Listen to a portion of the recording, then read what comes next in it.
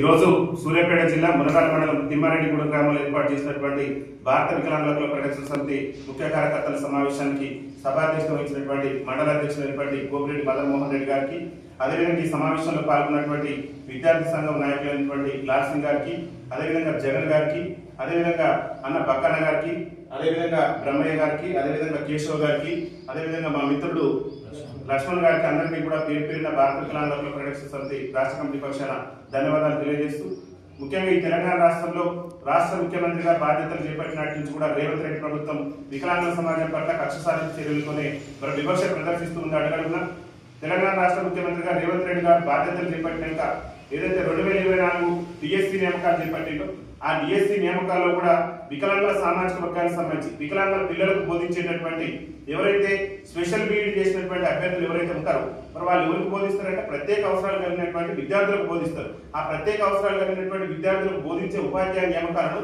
100% నియామకాలు చేపట్టాలని చెప్పేసి దేశ అత్యున్నత న్యాయస్థానం సుప్రీంకోర్టు జడ్జిమెంట్ ఉన్నప్పటికీ కూడా కావాలని చెప్పేసి రేవంత్ రెడ్డి ప్రభుత్వం వికలాంగుల సమాజం పట్ల ఉన్నటువంటి వివక్ష కారణంగానే ఆ రోజు నియామకాల్లో 2024 డిఎస్సీ నియామకాల్లో ఈ స్పెషల్ బీఈడీ అభ్యర్థులకు 100% నియామకాలు చేపట్టాల్సి ఉన్నప్పటికీ కూడా జనరల్ డిఎస్సీ తరహాలు జనరల్ డిఎస్సీలో ఏం చేసి 30% రిక్రూట్మెంట్ చేసి 70% ప్రమోషన్ ఇస్తే ఆ తరహాలోనే ఈ స్పెషల్ బీఈడీ అభ్యర్థులకు కూడా 100% నియామకాలు చేపట్టాల్సినటువంటి స్పెషల్ బీఈడీ అభ్యర్థుల నియామకాలను ఆ విధంగా చేపట్టకుండా కేవలం వికలాంగుల సమాజం పట్ల ఉన్నటువంటి వివక్ష మేరకు కేవలం జీవో నెంబర్ 97 తీసుకొచ్చి జీవో నెంబర్ 97 ప్రకారం జనరల్ కేటగిరీ డిఎస్సీ అభ్యర్థులకు ఏ విధంగానైతే 30% రిక్రూట్మెంట్ ఇచ్చి 70% ప్రమోషన్లు చేశారో అదే కోణంలో ఈ స్పెషల్ బీఈడీ అభ్యర్థులు కూడా నియామకాలు చేపట్టడం వల్ల ఎవరైతే మా విద్యార్థులు స్పెషల్ బీఈడీ అభ్యర్థులు ఎవరికి బోధిస్తారు, ప్రత్యేక అవసరాలు కలిగినటువంటి మా వికలాంగుల విద్యార్థులకు బోధిస్తారు. అట్లాంటి విద్యార్థులకు బోధించే వారిని 100% రిక్రూట్మెంట్ చేయాలని చెప్పేసి దేశ అత్యున్నత న్యాయస్థానం రజనీష్ కుమార్ జడ్జిమెంట్ ఉన్నప్పటికీ కూడా రాష్ట్ర ముఖ్యమంత్రి రేవంత్ రెడ్డి గారు మా వికలాంగుల సమాజం పట్ల ఉన్నటువంటి వివక్ష మేరకే కక్ష సాధింపు చర్యల్లో భాగంగానే 2024 డిఎస్సీలో మరి ఆయన చేసినటువంటి నియామకాలు మా వికలాంగుల సమాజానికి అన్యాయం చేసింది. కాబట్టి రాష్ట్ర ముఖ్యమంత్రి రేవంత్ రెడ్డి గారిని మునగాల మండలం తిమ్మారెడ్డిగూడెం గ్రామం నుంచి మేము ఒకటే విజ్ఞప్తి చేస్తున్నాం. దయచేసి మీరు చేపట్టినటువంటి నియామకాల్లో అన్యాయం జరిగింది.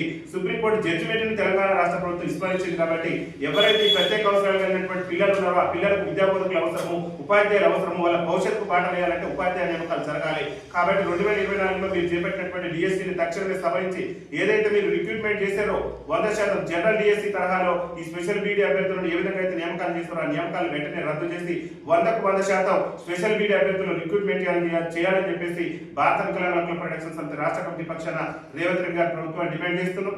ముఖ్యంగా ఈ రిక్రూట్మెంట్లలో కూడా 507 పోస్టులు ఉంటే 507 పోస్టుల్లో మీరు 126 పోస్టులు ప్రమోషన్లకు ఇచ్చి మిగిలినటువంటి వాటిని ఇంకా మిగిలిలో ఉన్న దాదాపు 229 పోస్టుల దాకా 319 పోస్టుల దాకా ఇంకా మిగిలిలోనే ఉన్న ఆ పోస్టులను కూడా భర్తీ చేయకుండా వివక్ష ప్రదర్శించేటటువంటి ప్రయత్నం చేస్తారు.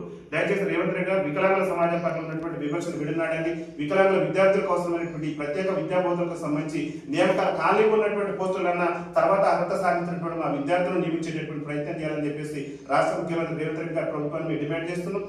దాంతోపాటు రేవంత్ రెడ్డి గారు అడుగడుగున వికలాంగుల సమాజం పట్ల వివక్ష ప్రదర్శిస్తున్నట్టు అనేక కారణాలు ఉన్నాయి. ఇలా తెలంగాణ రాష్ట్రంలో అధికారంలోకి రాకముందు కాంగ్రెస్ పార్టీ ఎన్నికల మేనిఫెస్టోలో రేవంత్ రెడ్డి గారు మేము అధికారంలోకి వస్తే వికలాంగుల సమాజానికి 100% రాయితీతోని ఉచిత రవాణా సౌకర్యం కల్పిస్తారని చెప్పేసి ఎన్నికల మేనిఫెస్టోలో పెట్టారు. ఇవాళ మా మహిళా అక్కలకు మా మహిళా చెల్లెలకి ఉచిత రవాణా సౌకర్యం కల్పించి 75 ఏళ్ల స్వతంత్ర భారతంలో రాజ్యాధికారానికి దూరమై దుర్భర జీవితాలు గడుపుతున్న మా వికలాంగుల సమాజానికి ఎందుకు నేటి వరకు ఉచిత ప్రయాణ సౌకర్యం కల్పించలేదో రేవంత్ రెడ్డి ప్రభుత్వం సమాధానం చెప్పాలి. మా పట్ల ఎందుకు ఇంత కక్ష సాధింపు, మా వికలాంగుల సమాజం పట్ల ఎందుకు ఇంత నిరంకుశత్వ ధోరణితో రాష్ట్ర ప్రభుత్వం ప్రవర్తిస్తుందో స్పష్టం చేయాలని చెప్పేసి మేము రాష్ట్ర ముఖ్యమంత్రి రేవంత్ రెడ్డి గారు డిమాండ్ చేస్తున్నాం. దాంతోపాటు గెలిచిన వెంటనే 60,000 రూపాయలు పింఛన్ ఇస్తున్నారు. ఇలా సకలాంగులకు సంబంధించి ఇలా రైతు రుణమాఫీ లక్షలలో మీరు అప్పులు తెచ్చమని రైతు రుణమాఫీలు చేశారు. అట్టడుగున్నటువంటి సామాజిక వర్గం ఈ తెలంగాణ రాష్ట్రంలో దుర్భర జీవితాలు గడుపుతున్నటువంటి వికలాంగుల సామాజిక వర్గానికి 60,000 రూపాయలు ఇచ్చేందుకు మీకు ఎందుకు మనసు ఒప్పట్లేదు?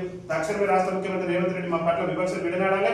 60,000 రూపాయలు పక్కన ఉన్నటువంటి ఆంధ్రప్రదేశ్ అప్పుల్లో ఉన్నటువంటి ఆంధ్రప్రదేశ్ రాష్ట్రంలో అక్కడ ఉన్న ముఖ్యమంత్రి వికలాంగుల సమాజానికి 60,000 రూపాయలు పింఛన్ ఇస్తుంటే మీరెందుకు మా పట్ల వివక్ష ప్రదర్శిస్తున్నారు? వికలాంగుల సమాజానికి సమాధానం చెప్పాలి. అదే కోణంలో ఆంధ్రప్రదేశ్ రాష్ట్రంలో చంద్రబాబు నాయుడు గారు తీవ్ర వైఖరి కలిపి మంచానికే పరిమితమైనటువంటి మా వికలాంగుల సోదరులకు 15,000 రూపాయలు పింఛన్ ఇస్తున్నాడు. ఇవాళ ఏమైంది నీకు మా పట్ల ఎందుకు ఇంత వివక్ష ప్రదర్శిస్తున్నావు? దయచేసి ఆంధ్రప్రదేశ్ రాష్ట్రంలో అందరికన్నా వికలాంగుల పింఛన్ 60,000 రూపాయలు పెంచాలి. తీవ్ర వైఖరి కలిగినటువంటి వికలాంగులందరూ కూడా 15,000 ఇవ్వాలి. ఇవాళ పిహెచ్డీలు బీఈడీలు పూర్తి చేసి మా వికలాంగులు మీకు కాంగ్రెస్ ఎన్నికల మేనిఫెస్టోలో ఏం పెట్టారయ్యా? కాంగ్రెస్ పార్టీ అధికారంలోకి వస్తే వికలాంగుల బ్యాక్లాగ్ ఉద్యోగాలు భర్తీ చేస్తామని చెప్పారు. ఇలా పీజీలు పిహెచ్డీలు పూర్తి చేసి తెలంగాణ రాష్ట్రంలో వికలాంగుల విద్యార్థులు ఉద్యోగ అవకాశాల కోసం ఉపాధి అవకాశాల కోసం రోడ్ల మీద తిరిగేటటువంటి పరిస్థితి రాష్ట్రంలో దాపరించింది. వెంటనే రాష్ట్ర ముఖ్యమంత్రి రేవంత్ రెడ్డి గారు చొరవ చూపి వికలాంగుల బ్యాక్లాగ్ ఉద్యోగాలు రాష్ట్రంలో భర్తీ చేసే విధంగా చర్యలు తీసుకోవాలని చెప్పేసి మా భారత వికలాంగుల హక్కుల పరిరక్షణ సమితి రాష్ట్ర కమిటీ పక్షాన మేము డిమాండ్ చేస్తున్నాం. రాష్ట్ర ముఖ్యమంత్రి అడుగడిన వివక్ష వికలాంగుల హక్కుల చట్టాన్ని అమలు చేస్తారని చెప్పేసి కాంగ్రెస్ పార్టీ ఎన్నికల మేనిఫెస్టోలో పేర్కొన్నారు. వికలాంగుల సమాజాన్ని కించపరిచే విధంగా వికలాంగులు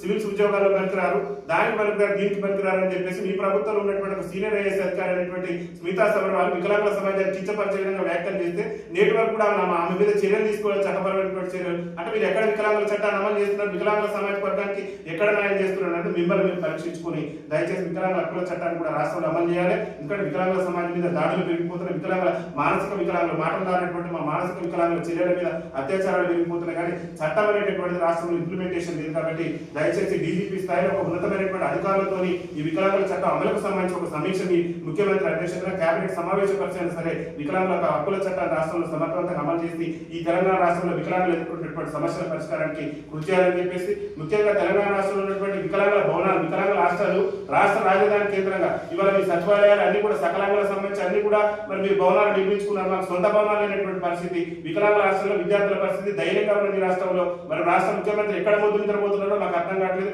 మీరు వచ్చే హాస్టళ్లను సందర్శించండి. స్పెషల్ గా మాకు కూడా కుల సంఘాలకు మీరు భవనాలు పెట్టారు, కనీసం మాకు సొంత భవనాలు కూడా వికలాంగుల హాస్టల్కు సొంత భవనాలు కూడా నిలబెట్టే ఈ రాష్ట్రంలో వికలాంగుల సమాజం పట్ల రేవంత్ రెడ్డి ప్రభుత్వం ఎంత విమర్శ ప్రదర్శిస్తుంది అక్కడే స్పష్టం అవుతుంది. దయచేసి వికలాంగులకు సొంత భవనాలు కట్టాలి, సొంత హాస్టల్ కట్టాలి.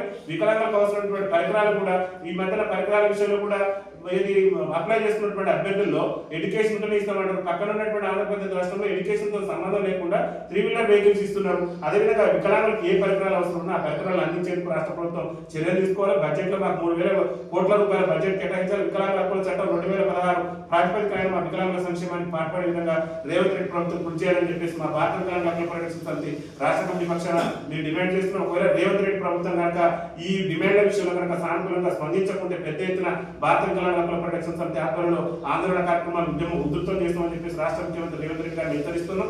ముఖ్యంగా ఈ సమావేశంలో పాల్గొన్నటువంటి పెద్దలు లాల్ సింగ్ గారికి, అదేవిధంగా మన అన్న జగనన్న గారికి, లక్ష్మణ్ గారికి, అదేవిధంగా పక్కన గారికి, అదేవిధంగా మిత్రులు బ్రహ్మయ్య గారికి, కేశవ్ గారికి, ప్రత్యేకంగా శ్రీశైలం గారికి మా భారత వికలాంగుల హక్కుల పరిరక్షణ సమితి రాష్ట్ర కమిటీ పక్షాన ధన్యవాదాలు తెలియజేసుకుంటున్నాం. వికలాంగుల ఐక్యత, వికలాంగుల ఐక్యత, పరిష్కరించాలి రాష్ట్రంలో వికలాంగుల సమస్యలు వెంటనే, పరిష్కరించాలి రాష్ట్రంలో వికలాంగుల సమస్యలు వెంటనే.